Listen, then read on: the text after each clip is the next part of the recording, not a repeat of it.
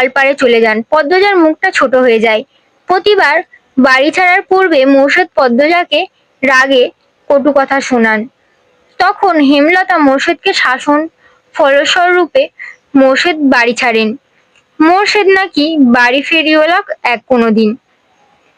মোর্শেদ গোসল সেরে রোদ পোহাচ্ছিল। সকালের মিষ্টি রোদ ঘর ঘুরিয়ে রশিদ ঘটককে দেখে হাসলেন। আর মিয়া চাচা আছেন? আহেন। পূর্ণা চেয়ার আয়না দে। খবর কি? পূর্ণা চেয়ার এনে দিল। রশিদ একদলা থুতু উঠানে ফেলে চেয়ারে বসলেন আরাম করে। প্রেমাকে উঠান দেখতে দেখতে ফরমাস দিলেন, এই মায়া যা পানি লইয়া আয়।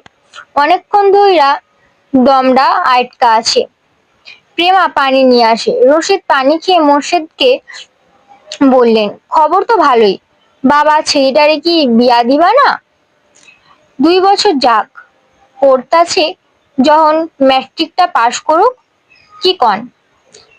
মেজদা না বড়দা, আমার বউ তো মরিচের লহান, কোনোবারই রাজি হয় না। তুমি বোঝাইন, পাত্র খাঁটি হীরা, বাপদাদা জমিদারি আছে। মোর্শেদ আর চোখে হেমলতা এবং পদ্মজার উপস্থিতি পর্যবেক্ষণ করেন। নেই তারা। তিনি জানেন না পদ্মজার উপর কোন রকম জোর জবরদস্তি তিনি করতে পারবেন না। হেমলতা তা হতে দিবেন না। এসব তো আর বাইরের মানুষের সামনে বলা যায় না। মোর্শেদ রশিদ ঘটককে নরম গলায় বললেন, থাকুক না, পড়ুক। মায়ে যখন চাই ছেড়ি পড়ুক, তাইলে পড়ুক। রশিদ নিরাশ হইল। ভেবেছিলেন মোর্শেদ রাজি হবে। তিনি মেয়ের শ্বশুর বাড়িতে ছিলেন। এরপর বড় অসুখ পড়লেই তাই মোর্শেদ বাড়ি ফিরেছে শুনেও আসতে পারেননি। আজ একটু আরামবোধ হইতে ছুটে এসেছেন অনেক আশা নিয়ে। কিন্তু মোর্শেদের জবানবন্দিতে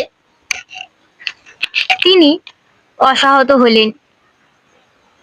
কটমটে গলায় বললেন, যুবতী ঘরে রন ভালা না। যখন বংশ কালি পড়ব তখন বুঝবা। হুনো মোর্শেদ, এই বয়সে মায়াদের স্বভাব চরিত্র বেশি দিন ভালো থাকে না। পাপ কাম এদের চারপাশে ঘুরঘুর করে। বেলা থাইতে জামাই ধইয়া দেউন লাগে। বুঝতছি, তোমার বউরে বোঝাও। রশিদ পাত্রের অনেক প্রশংসা করেন। জমি জমা বাড়িঘর সবকিছুই বাড়াবাড়ি রকমের বর্ণনা দিলেন। ইনিয়ে বিনিয়ে পদ্মজার বিয়ের কথা তুললেন। হেমলতা সাপ নাকচ করে দেন। তিনি শক্ত কণ্ঠে